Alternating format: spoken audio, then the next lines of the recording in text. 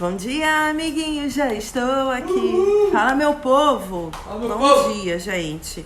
Ó, assim como eu falei lá no primeiro vídeo, que aconteceu em dezembro, desses de bate-papo, a gente não tem hora para acordar, porque eventualmente a gente trabalha até muito tarde.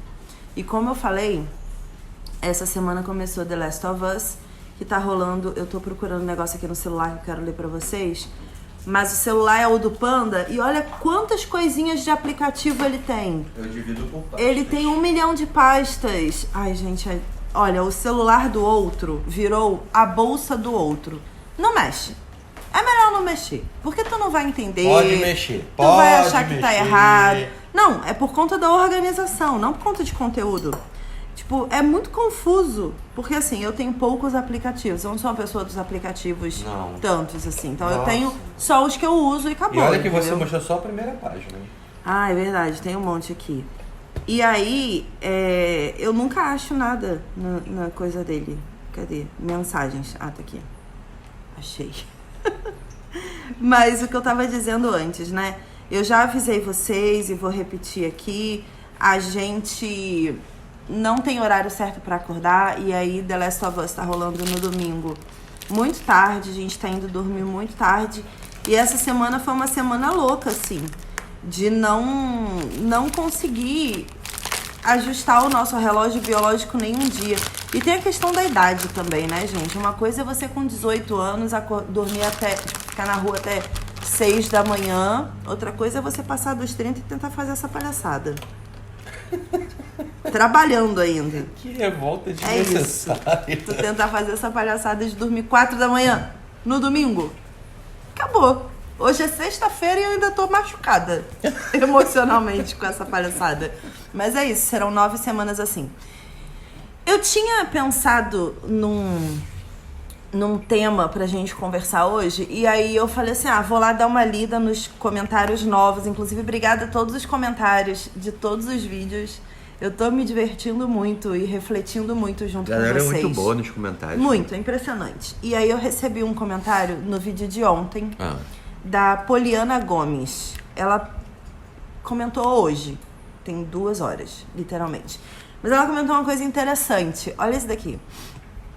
Assistindo esse vídeo, percebo que talvez seja por isso que tenho sentido uma nostalgia enorme sobre produções antigas. Olha. Seja da TV, do cinema, chegando ao ponto de só assistir novamente essas coisas. Olha. Ao invés de consumir coisas novas, com exceções, claro. É tipo Meia-Noite em Paris que ela tá vivendo. Embora produções antigas também tenham suas falhas, elas pareciam melhores. As histórias pareciam ter mais empenho de quem estava envolvido. É muito Meia-Noite em Paris, cara. E eu tenho a impressão de que as produções atualmente estão, no geral, vazias no estilo linha de produção. Sim. Muitas vezes divertidas e com o sucesso esperado, porém, muitas vezes não esquecíveis. Não, são esquecíveis, desculpa. Já usei a analogia dos fogos de artifício para falar desse mesmo assunto. Brilham, chamam a atenção e acabam rápido. Novamente, com exceções. Não deixam uma marca. Realmente deve ser falta de amor. Ou, do mínimo, de interesse real de quem faz. É uma pena, porque séries e filmes estão entre as minhas maiores paixões. E essas forminhas... Isso foi a torrada. E essas forminhas... E esse peso que colocam sobre o entretenimento tá estragando a experiência do espectador, pelo menos pra mim. E aí, o que eu fiquei pensando, né? A gente tem cada vez mais os streamings e os filmes. Pra quem não sabe, ontem eu comentei um pouquinho sobre como muda o fato de você ser apaixonado por alguma coisa quando você vai fazer essa alguma coisa. E aí, o seu resultado do que você faz, ele acaba sendo um resultado muito superior do que as coisas que você faz porque tem que fazer ou porque, enfim, outros motivos que não seja a sua paixão, o seu amor por aquilo. O Luke decidiu espirrar enquanto a gente grava aqui. E aí, esse comentário, ele casa muito com o que eu já queria falar. E que eu não tava nem associando ao vídeo de ontem, mas como... Qual é o nome dela? Poliana. Como Poliana falou, tem tudo a ver com o vídeo de ontem. Ontem estreou na Netflix a série That 90's Show. Sim! Né? que é um spin-off de That 70 Show, que era uma série que eu assistia muito, assim, compulsivamente quando eu era adolescente. E aí, voltando um pouquinho no tempo, antes da gente falar um pouquinho de That 70 Show, eu assisto série desde sempre. Desde sempre, assim, eu não lembro de um momento da minha vida que eu não assisti série. E aí você fala assim, tá, mas quando você era criança, tipo, década de 90, né? Quando você era criança, o que você assistia? Eu assistia muito desenho animado, e isso, de certa forma, é uma série. Todo mundo tá aí acompanhando séries animadas o tempo todo. Eu assistia a Xuxa todos os dias, e dentro da Xuxa tinha um pedaço de desenhos. E sempre teve algumas esquetes, assim, que rolaram dentro do programa, até pra chamar os desenhos e tudo mais. Quando você ia ver, por exemplo, o programa da Angélica, que tinha a Fada Bela, era uma série. Verdade. A Fada Bela, que tava ali dentro do programa, né? Então eu sempre assisti. É um tipo de formato de conteúdo que eu sempre gostei. E filmes a mesma coisa. Meu pai que me apresentou filmes, eu assistia muito Indiana Jones quando eu era criança com ele, e vários outros filmes. Por que eu tô falando isso? Porque That 70 Show foi uma das séries que me chamou a atenção por conta desse sentimento de Poliana. Eu assistia, né, no início dos anos 2000, que eu era adolescente, e a série se passava na década de 1970. E eu achava a vida deles muito mais legal do que a minha. Eu achava a vibe da década de 70 muito mais divertida. E tinha aquele clima meio liberal, uma parada meio Woodstock. Pô, eles foram ver Star Wars no cinema. Eu vi quando lançou Star Wars através de That 70 Show. Eu vi a fila de fãs para assistir Star Wars dentro de That 70 Show.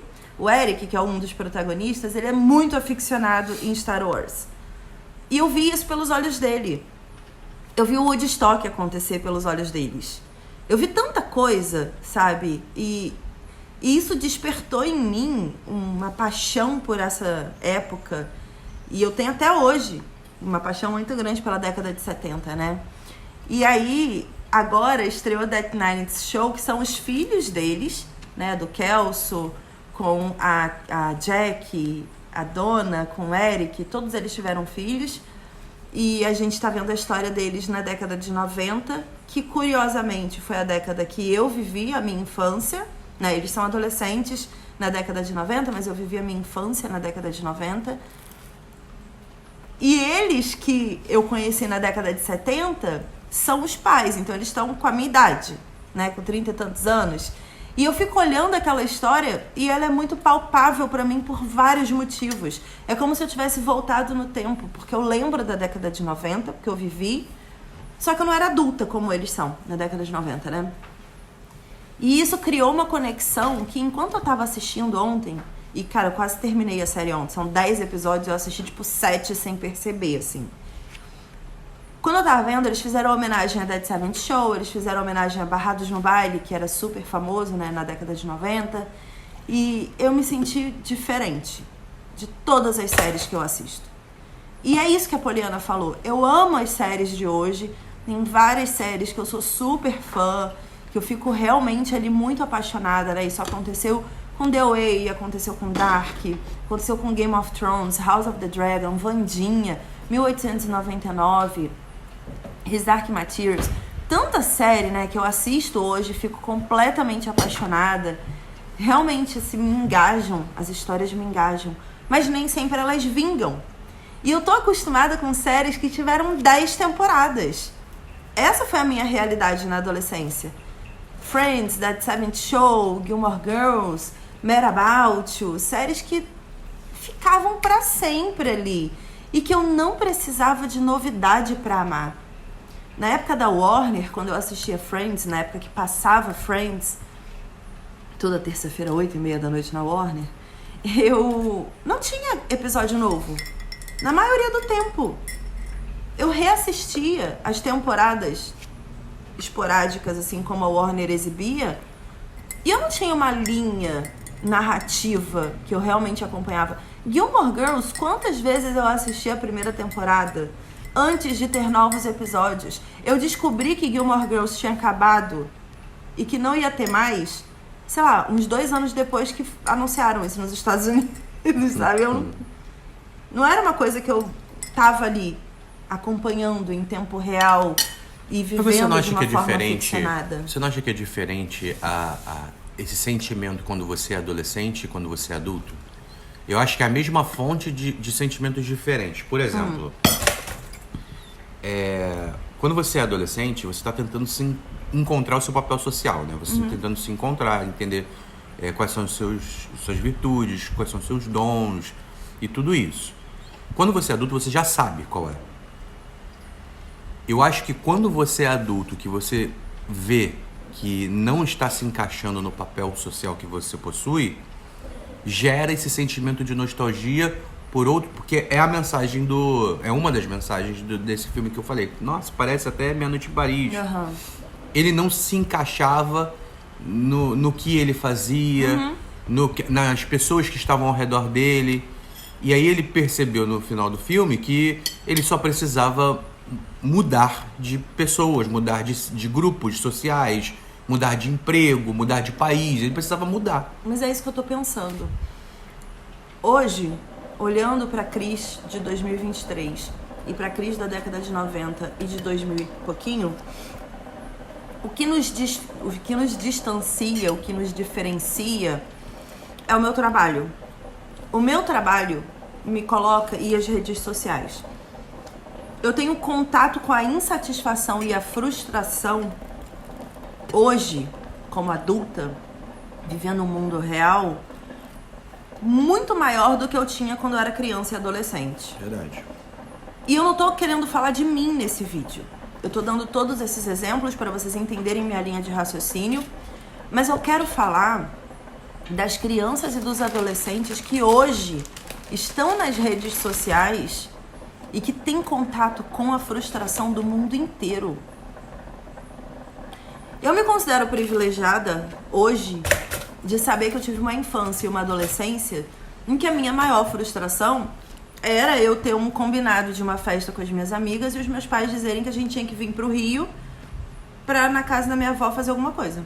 E eu pensar, pô, não vou conseguir ir. Ou então, frustração. Final de semana, você ter um horário pra assistir uma série, uma maratona de Friends, por exemplo, e aí o seu pai fala que vocês têm que ir pra praia. Exato. Essa era a minha frustração. Eu não tinha contato com frustrações de outras pessoas.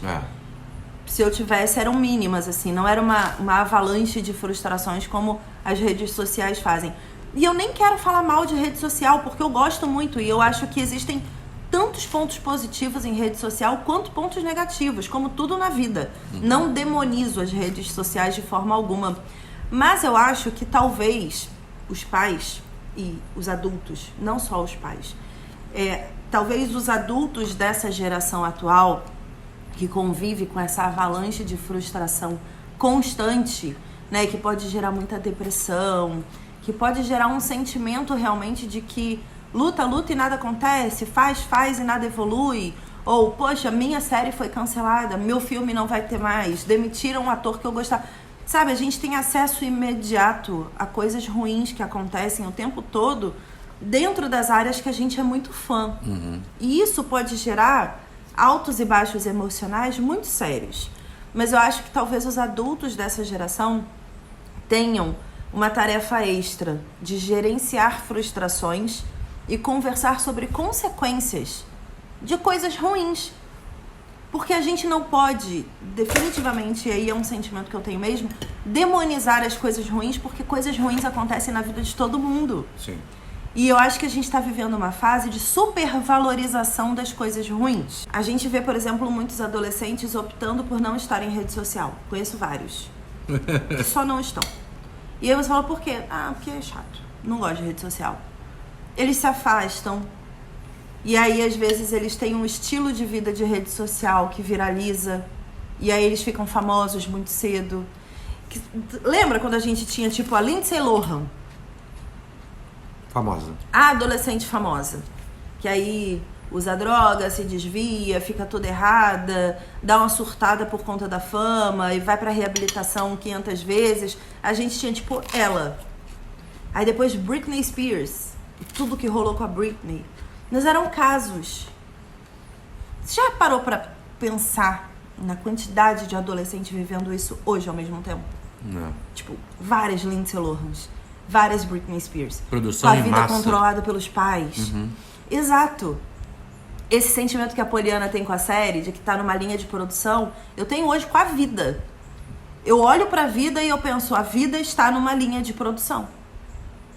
Escalonou pra vida. É. Quando você vê as adolescentes, todas estão se vestindo igual. Ah, Cris, mas na década de 90, nos anos 2000 também. Sim, mas não é igual do tipo mesmo estilo. É se vestindo igual, falando igual, fazendo as coisas exatamente igual. É uma linha de produção. Chegou num nível de linha de produção que vai deixar eles insatisfeitos em algum momento. Eu não sei o que no futuro vai trazer nostalgia pra eles. É muito rápido tudo. É. Sabe, eu não sei se vai ter Será que é um tempo. sentimento que tá morrendo? A nostalgia? Porque será que eles vão ter tempo de lembrar? Porque as coisas acontecem tão rápido hoje em dia. Da mesma forma que você tem um hype acontecendo, o Não, hype... mas as coisas acontecem rápido hoje em dia de uma forma em aberto geral. Aham. Diferente, por exemplo, é que eu tô comendo. É. Vou mastigar aqui enquanto o vídeo fica em silêncio. Mas é diferente pra cada pessoa. A gente não sabe ao que eles se apegam. Não, O que queria que muito marca? saber. O que marca na cabeça deles? O que fica É, de um ano? tipo ano passado. Um O exemplo. que marcou? Existe uma geração, e Paciente 63 falou muito sobre isso, é a geração pandêmica, né? Pós-pandemia. Que entrou na pandemia em 2020 com 15 anos. Isso se tornou um adulto na pandemia. E saiu da pandemia com 18, praticamente. É. Caraca. Gente, eu com 15 anos era uma ameba. Eu com 18 era uma ameba na faculdade, mas era uma ameba na faculdade. Mas eu vivi esses 3 anos na vida real. É. Mas a vida real também é pandemia. Então, assim mas como a é- gripe mas- espanhola foi vida real e Exato. marcou a vida de várias pessoas. Só que eu fico pensando e eu acho que é isso, assim, a vida é feita de reflexões aleatórias mesmo. Eu fico pensando nessa dinâmica, porque, por exemplo, os pais dessas crianças que entraram na pandemia novas e saíram um pouco mais velhas, nunca viveram pandemia. Foi uma novidade para todo mundo. É diferente de uma experiência que os seus pais já viveram. Sei lá, quando eu beijei a primeira vez, que eu cheguei em casa e falei. Quando eu transei a primeira vez. Quando eu fui numa festa. Quando eu dormi na casa de uma amiga pela primeira vez. Foram experiências que eu vivi, que poderiam ter sido experiências traumáticas, como toda experiência na vida, mas que eu tinha meus pais ali do lado que tinham vivido aquilo já. Tá. Se fosse pra julgar ou pra aplaudir, não importa. Eles já tinham vivido, eles sabiam do que eu tava falando. Mas essas crianças e esses adolescentes, eles têm pais que nunca viveram isso. Então, mas vamos lá. Foi novidade pra todo mundo, né? Será que eles viveram isso? Dessa forma que a gente viveu? Não Eu acho sei. que não, porque eles implicavam. Com quem? Por exemplo, esse negócio de você dormir na casa de amigo não era uma parada difundida no Brasil. Não era legal. Não? Não. Aquela, eu dormi. Então, não, então, é isso. Minha mãe odiava eu que eu fosse pra casa mas de eu acho amigo. que tem mães e mães, né? Eu acho que não, porque a galera, por exemplo, da idade da minha mãe, corroborava com a ideia dela. Entendeu? Que aí, no caso, seria a idade sei lá, dos avós. Sim. Porque minha mãe era mais velha. Era mais velha. Então, se você Mas eu pensar queria as muito coisas. saber dos pais A que galera, estão aqui. a galera que viveu a década de 70 e 80, né, na fase adulta, Sim. começou uma fase adulta ali, no final de adolescência, eles abraçavam mais o mundo. Sim. Eles trabalhavam o mundo de uma forma mais. Até mais, sei lá. Era a galera da década de 70. 60, 70. É diferente. A visão de relação pessoal era diferente. Sim. Então, Eu queria muito saber de vocês. Você ia continuar? Não, então assim, hoje em dia a gente estranhar e não saber, eu acho que bate na mesma tecla. Eles também estranhavam e não sabiam Será? o que a juventude fazia. A gente não tinha noção disso porque a gente não se importava. O adolescente não se A importa. gente era a juventude em questão, né? Comenta aqui. A gente tem uma faixa etária de público aqui no canal, que por sinal me orgulho muito, que é majoritariamente pessoas entre 25 e 35 anos. Aí a gente tem, em segundo, uma galera com mais de 30 anos. E em terceiro, uma galera ali... 18 mais. 18 até 20 e tantos anos. Então a gente não trabalha muito com adolescentes. Por mais que eu saiba que eventualmente apareçam aqui alguns adolescentes, não é um público muito cativo. À frente do seu tempo. Muito à frente do seu tempo. Que é vir aqui ficar ouvindo reflexão da manhã, entendeu? Mas a gente tem um público que é adulto e que eu sei que tá aí nessa fase paternal e maternal. Qual o sentimento de vocês? Deve ser uma bagunça. Eu queria muito saber, de verdade, assim, o sentimento de vocês. E caso vocês sejam, ou vocês tenham filhos que passaram pela pandemia, como foi? Como vocês enxergam? Foi ok? Nada mudou? Do tipo, não, vida normal, eles ficaram brincando no condomínio e vida que segue. Ou, tipo, não, perderam. E eu vejo que perderam. E eu sinto que perderam. E como que vocês lidam com essa frustração? Mas é isso que eu tava te falando. O perderam... Opa, tudo bom? Meu pai. O perderam é muito voltado à sua comparação da sua experiência de vida. Mas aí eu quero ouvir. Mas aí pra todo pai o filho perdeu, entendeu? Porque nenhum filho vai viver a mesma experiência que o pai viveu. Entrou uma ligação aqui no meu celular também. Fale, parabéns. Então, pra gente, relação com amigos é muito saudável. Dormir na casa de amigo, sair, ir pro shopping. E, tipo, tem várias coisas assim que hoje a relação virtual é muito mais valorizada. Uhum. Hoje o adolescente ele fica muito tempo no celular, muito. Sim. E ele não interage, ele não olha nos olhos mais, que a gente dava muito valor para a relação pessoal. Sim. Então, para ele é muito mais valoroso ficar no celular, ficar numa tela. E para ele uma pandemia não muda. Mas aí eu quero ouvir dos pais. Porque isso é a suposição de quem não tem filho. Eu e você. E os pais? Nada mudou mesmo? Nesse livro que eu tava lendo, o Modernidade Líquida, ele fala sobre isso. Mas é isso. Quero ouvir dos pais. Agora que eu boto o pão na boca, ele fala isso e para. Entendeu o constrangimento desse momento aqui que eu tô vivendo? Foi que mais chegando, né? Vou ter que falar de boca cheia. Bom... Detesto quem fala de boca cheia. Detesto o canal de gastronomia que as pessoas comem e fazem review falando de boca cheia. É mesmo? Acho que não precisa. Tem gente que gosta. Não. Eu. Acho que não precisa. Acho que não precisa. Mas pode precisar qualquer coisa, todo mundo. Bom, quero agradecer você que chegou até aqui. Muitas reflexões, altos e baixos, nostalgia, frustrações. Quero que vocês falem aqui nos comentários. Eu acho que o meu trabalho ele me permite ter acesso a determinadas frustrações por conta da área séries e filmes que talvez, se eu não trabalhasse com criação de conteúdo de entretenimento, eu não buscaria ter. Olha. Eu não buscaria ter. Eu não optaria por acompanhar essas coisas. Eu viveria que nem minhas amigas, assim, eventualmente uma amiga minha manda uma mensagem pra mim falando assim: esse Game of Thrones é o que mesmo? 2023. Queria ser essa pessoa, eventualmente, assim. Eu acho que é muito mais saudável quando você não se preocupa com coisas que você não tem controle. Isso a gente aí não tem controle por Hollywood. Isso aí é estoicismo puro, Cris Siqueira. A base do estoicismo. Comenta aqui o que você acha disso.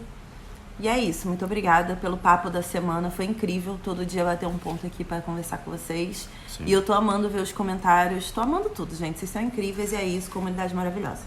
Beijos e até a próxima. Tchau. Tchau.